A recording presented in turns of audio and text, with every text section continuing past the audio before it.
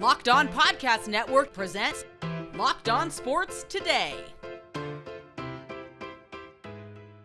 The Green Bay Packers embarrassed the Dallas Cowboys at Jerry World in the playoffs. Just how monumental is this, and how soon will Jerry Jones drop the hammer on the team? Also, the Lions hosted the first playoff game in Ford Field history. Today's episode is brought to you by FanDuel. Make every moment more. Right now, new customers get $150 in bonus bets guaranteed when you place a $5 bet.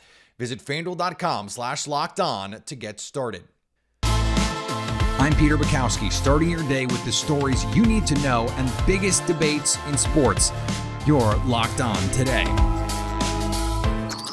Searching all major sports. Found. Let's start with the biggest story. The Green Bay Packers went into Jerry World, into Dallas on a frigid day, a 7-point underdog, according to our friends at FanDuel. They left having scored the most points in Packers franchise history, a 48-32 beatdown that was never really even that close. And of course, it raises important questions about the future of the Dallas Cowboys. I'll let someone in Dallas decide what has to happen there. Bill Belichick on line one.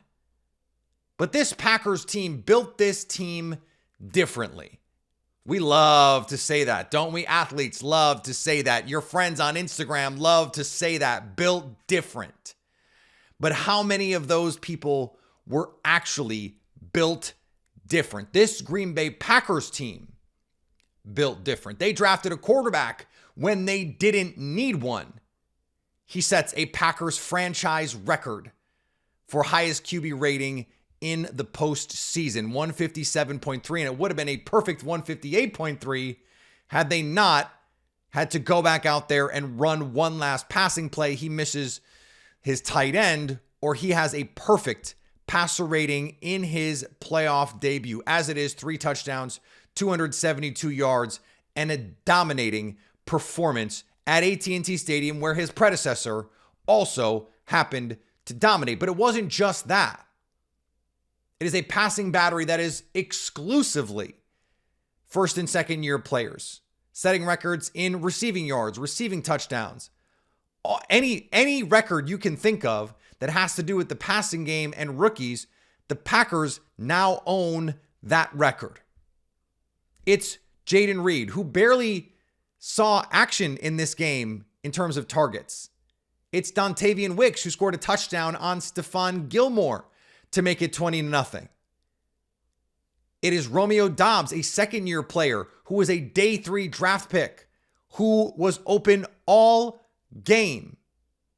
He has a touchdown in this one to go with 6 catches and over 150 yards. And Aaron Jones, the running game alive and well in the NFL still, 4 straight games, over 100 yards. It's the best stretch of football he's played in his career. Older running backs, guys in his same sort of era, Alvin Kamara, fallen off. Dalvin Cook can't stay on a roster. Yet Aaron Jones is here defying all reason, logic, and history.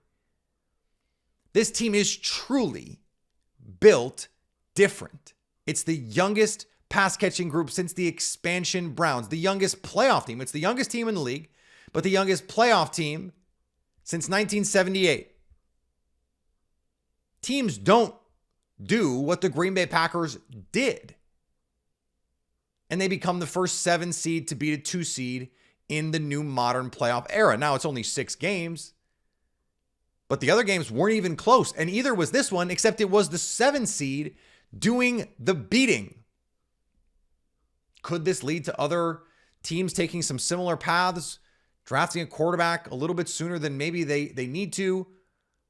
I'm not so sure, because not every team has the luxury to have that guy sit behind Aaron Rodgers, to learn from Aaron Rodgers. And not every team is going to be able to say, hey, all these young skill players, just go develop. It helps because the Packers hit on Jayden Reed looks like a legit guy. Dontavian Wicks, Luke Musgrave, Tucker Kraft. This rookie class of pass catchers is unbelievable. You have to be able to do that too. Not an easy thing to replicate. And then you add in,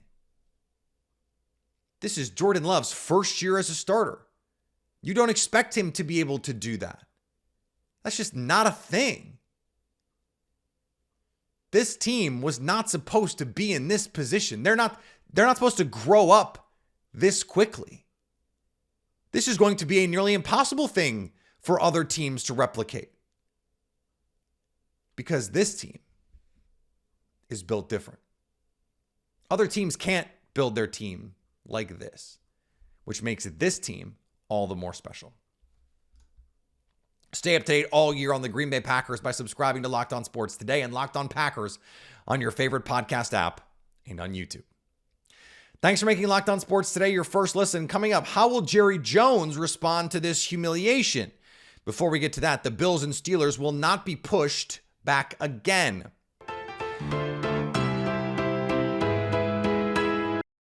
The NFL playoffs are coming, and now's the perfect time to get in on the action with FanDuel, America's #1 sportsbook.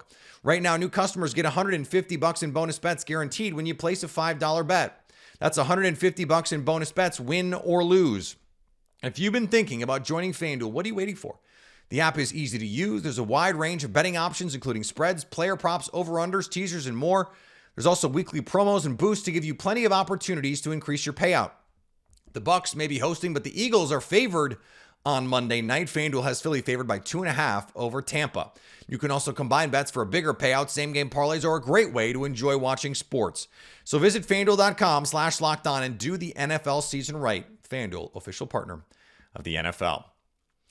Locked On has launched the first ever national sports 24/7 streaming channel on YouTube. Locked On Sports Today, here for you 24/7, covering the top sports stories of the day with the local experts of Locked On, plus our national shows covering every league. Go to Locked On Sports Today on YouTube and subscribe to the first ever national sports 24/7 streaming channel.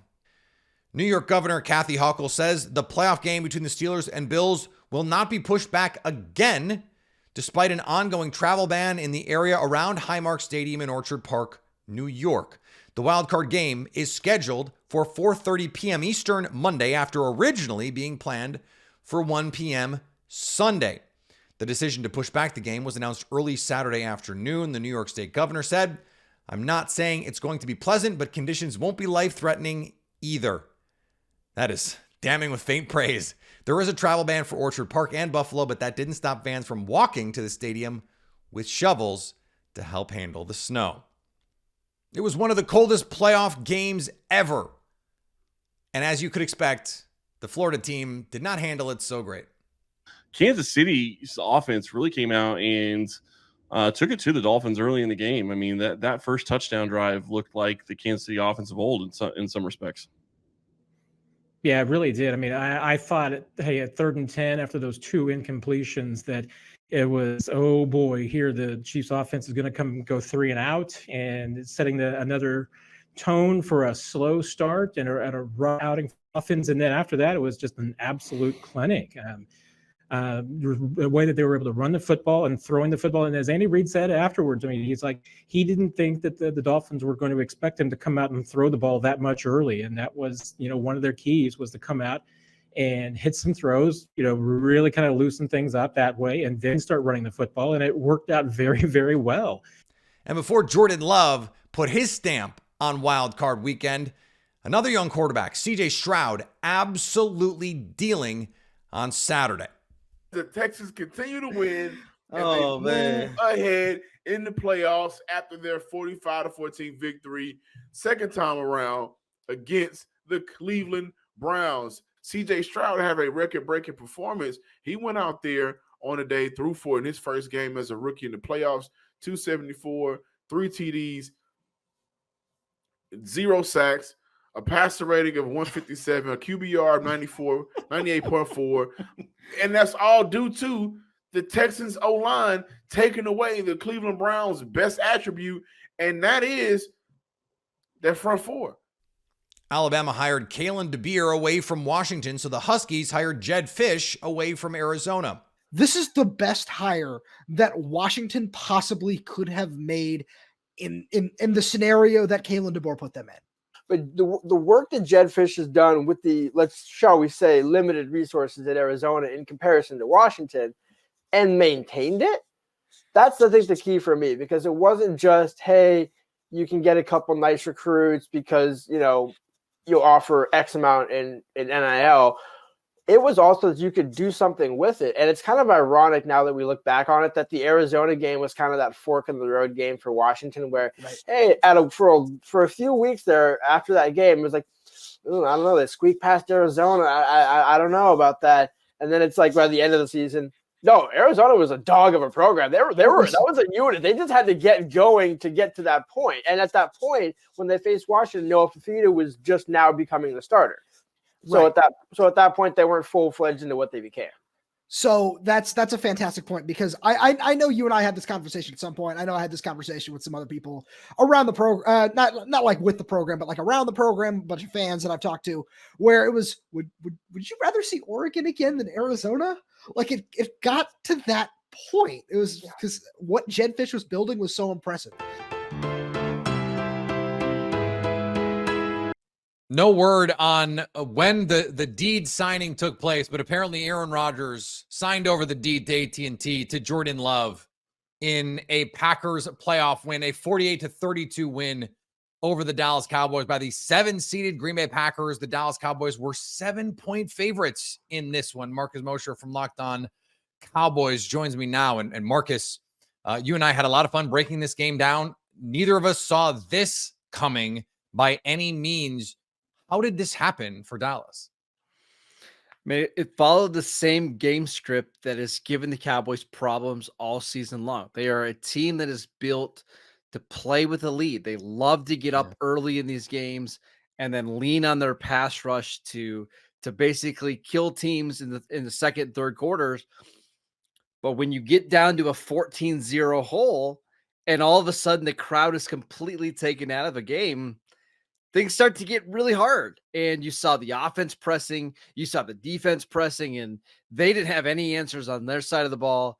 A disaster for Dallas.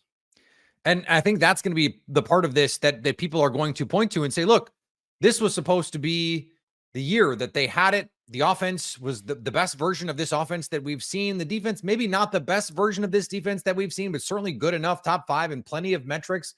They're playing at home. They're the 2 seed. They come back and sneak up on the Eagles and win the NFC East.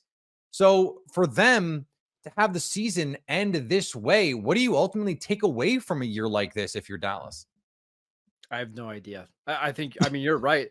Like, everything's set up for this year to be different for the Cowboys. This is the best that Dak Prescott has ever played in his career. Yeah. This is the highest the Cowboys have been in terms of seeding since 2016. You were playing a team that had to win in week 18 just to sneak into the playoffs. And you look at the rest of the NFC bracket, it feels very much like this is the year that the Cowboys really could make a run. So to lose in the wild card round, and not only just to lose, but like, Peter, this game was never close. Yeah. I mean, it was never close. As a Cowboy fan, you felt like it was over 5 minutes into the second quarter. Yeah. And that's what's so crazy. It's just that this was a non-competitive game from the best Cowboys team that I think I've seen over the last 8 years. I don't know where they go from here.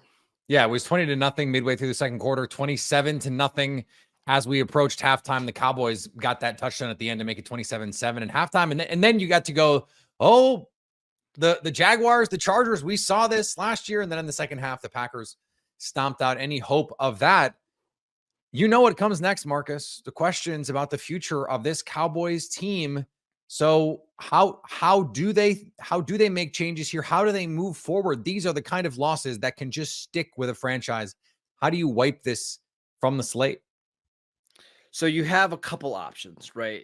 The first and the easiest option is to fire Mike McCarthy, right? Which is tough because the Cowboys have now won 36 games over the last 3 years, but they have just one playoff win at the time. So does Mike McCarthy deserve to be fired because of some small sample sizes in the playoffs? I don't know, but that's a whole lot easier to fire Mike McCarthy than it is to say, okay, hey, we need to trade Dak Prescott, who might finish second in the MVP race this year. They've got major issues on defense as well. And actually, Peter, I think that's the most alarming thing for me. The Cowboys could have scored 40 points in this game, and it wouldn't have mattered because the Packers could have scored 90 if they needed to. They scored touchdowns on 6 of their first 7 drives in this game. It got so bad that Sean Clifford took snaps in a playoff game. I mean, they're in rough shape, and now the roster's a little bit older. They've got some decisions to make. I genuinely don't know where the Cowboys go from here.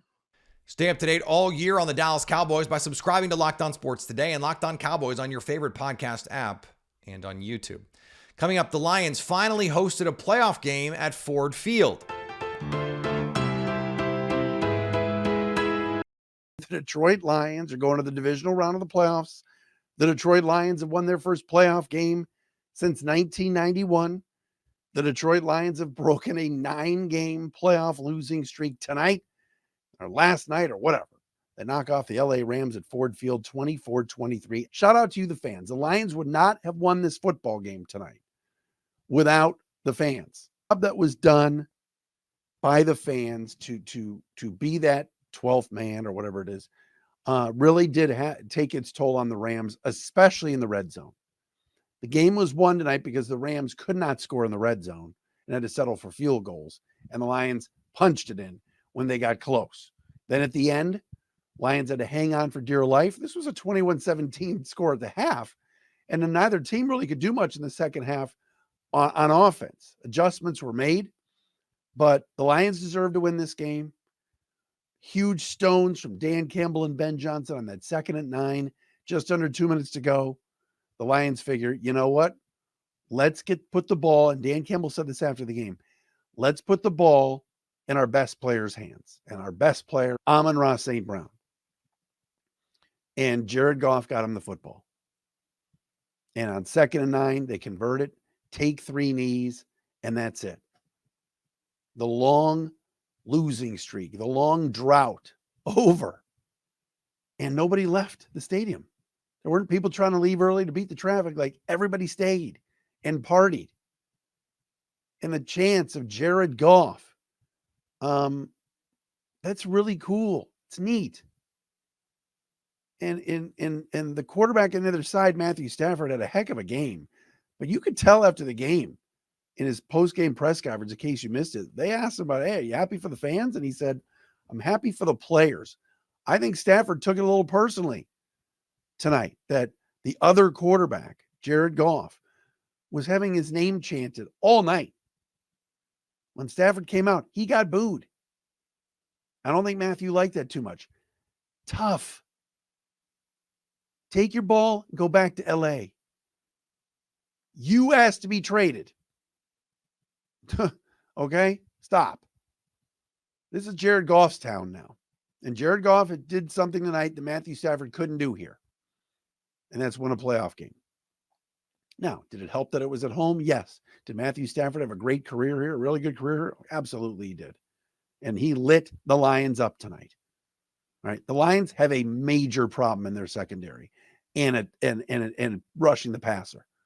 But you know what? They still found a way to win. Puka Nacua pulled what? Justin Jefferson pulled and CeeDee Lamb pulled. And next week, whether it's Mike Evans or A.J. Brown or Devontae Smith, that's probably going to be, they'll probably feast too.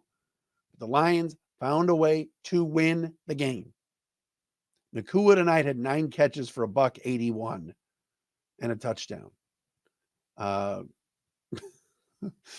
This is like an every week thing now. Justin Jefferson nearly goes for 200 yards. CeeDee Lamb goes for over 200 yards.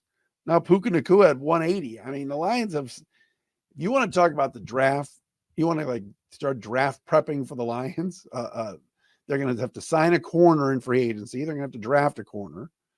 And the pass rush wasn't good enough tonight. But you know what? They overcame it.